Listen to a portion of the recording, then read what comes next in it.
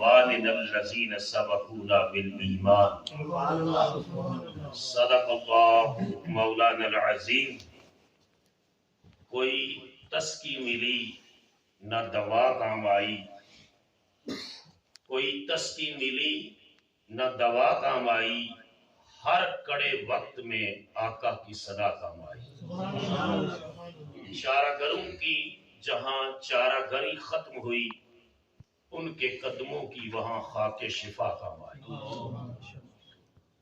اللہ جل مجدہ کی حمد و ثنا اور حضور راحت قلب و جان صلی اللہ تعالی علیہ وآلہ وسلم کی بارگاہ کرم میں محبتوں کا، عقیدتوں کا، چاہتوں کا خراج پیش کرنے کے بعد ہم سب یہاں موجود ہیں۔ حضرت علامہ قاری محمد یونس قادری صاحب، ان کے والد گرامی، ان کی روح کے اصالِ ثواب کے لیے کہ اللہ پاک ان کے درجات کو بلند فرمائے، اونچا بلند آواز سے آمین۔ اللہ کی قبر کو بقعۂ نور بنائے، اور یہ جو قاری صاحب کا ادارہ ہے ان کے والد گرامی کے لیے اور ان کے سسر صاحب کے لیے اللہ اس کو صدقہ جاریہ بنائے۔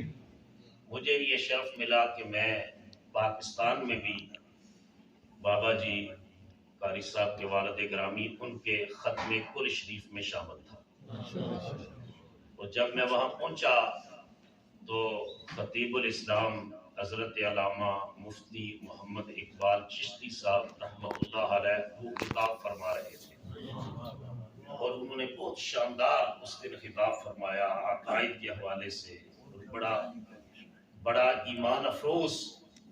بلکہ میں پہنچا تو قاری صاحب نے حکم فرمایا، میرا اعلان بھی انہوں نے فرمایا، اور بعد میں کھانا کھا کر ہم کافی دیر بیٹھے رہے، تو ہم یہ بھی دعا کرتے ہیں اللہ تعالیٰ حضرت مفتی صاحب کے بھی درجے بلند فرمائے۔ وہ ساری زندگی اہل بیت اطہار سے محبت کرتے ہوئے گئے، اور جو اہل بیت سے محبت کرتا ہوا جاتا ہے اس کے لیے بشارت ہے کہ جو آل محمد کی محبت میں جاتا ہے اللہ اس کو شہادت کا تاج عطا کرتا ہے۔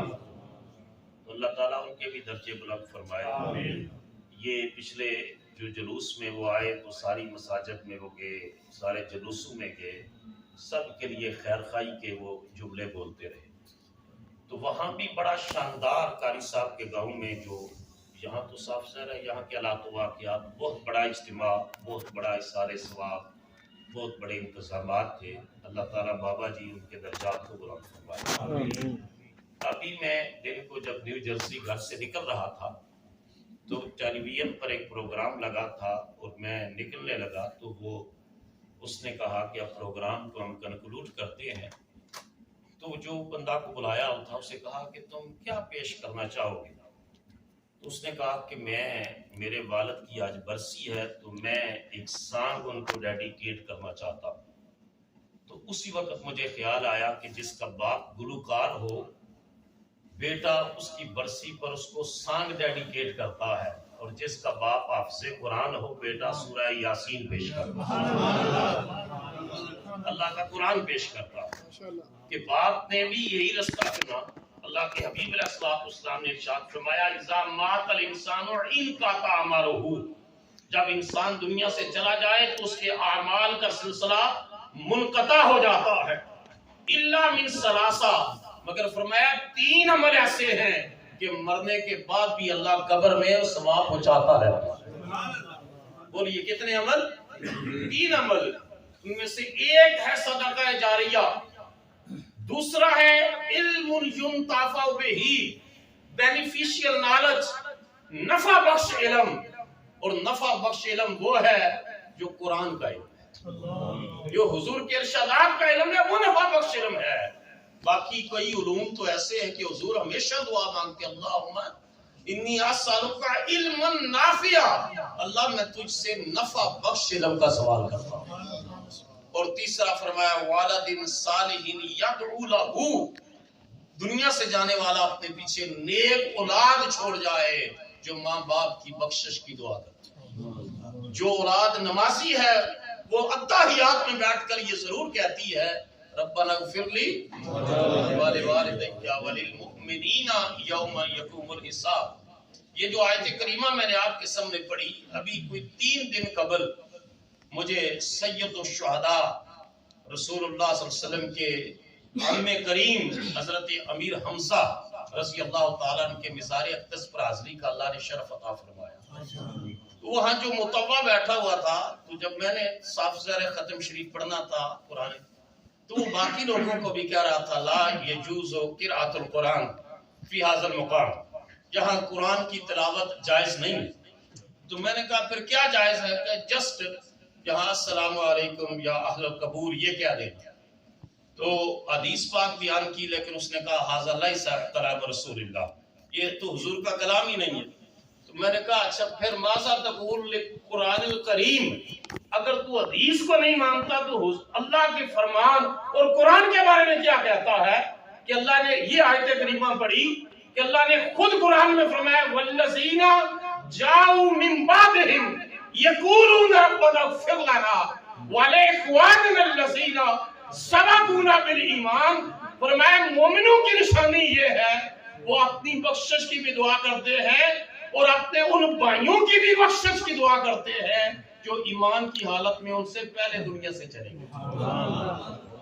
تو اللہ کا قرآن تو کہہ رہا ہے کہ فوت شدگان کی بخشش کی دعا کرنا بولو یہ مومن کا شیوا.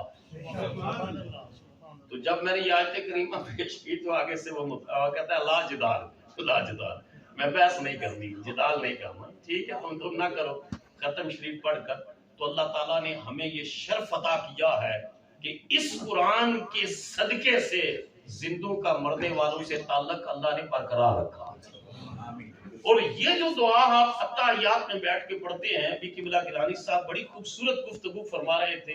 یہ ہمارے مسلم سکالرز بورڈ جو نارتھ امریکہ کا ہم نے قاری صاحب قبلہ اس کے جو ہے ممبر ہیں، قبلہ شاہ صاحب اس کے چیئرمین ہیں، بہت خوبصورت گفتگو فرما رہے تھے.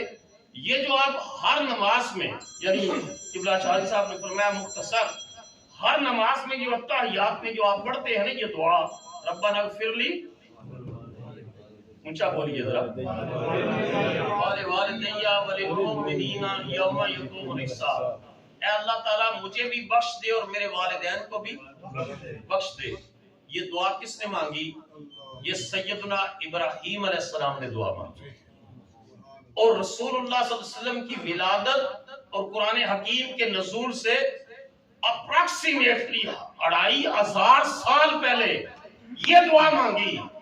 اللہ تعالیٰ کو خلیل اللہ کی مانگی ہوئی دعا اتنی پسند آئی کہ اللہ نے 2500 سال کے بعد خلیل اللہ کی دعا کا ذکر حبیب اللہ کے قرآن میں فرمایا.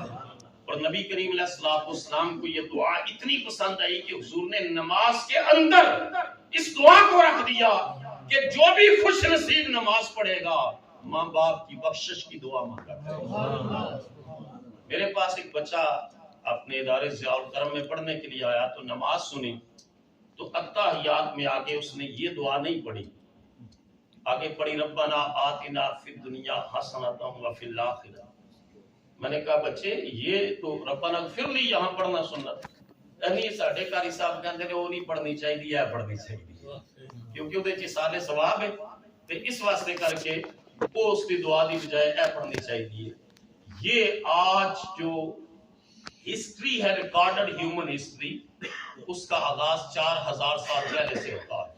4000 سال پہلے کی جو بات ہو تو ہسٹورین وہ بھی کہتے ہیں پری ہسٹرک پیریڈ، زمانہ قبل از تاریخ کی بات ہے. تو 2500 سال پہلے حضور کی بعثت اور قرآن کریم کے نزول سے پہلے حضرت ابراہیم نے یہ دعا مانگی اور 1500 سال تقریباً اسلام کے ہو گئے.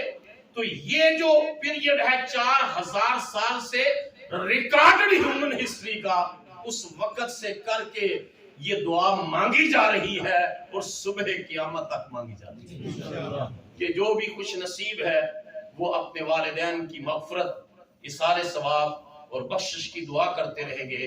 قاری صاحب قبلہ ان کے والد گرامی اللہ تعالیٰ ان کے درجات کو بلند فرمائے اور جنت الفردوس میں اعلیٰ سے اعلیٰ مقام عطا فرمائے اور ان کی تمام توفیقات خیر کو ان کے لیے صدقہ جاریہ.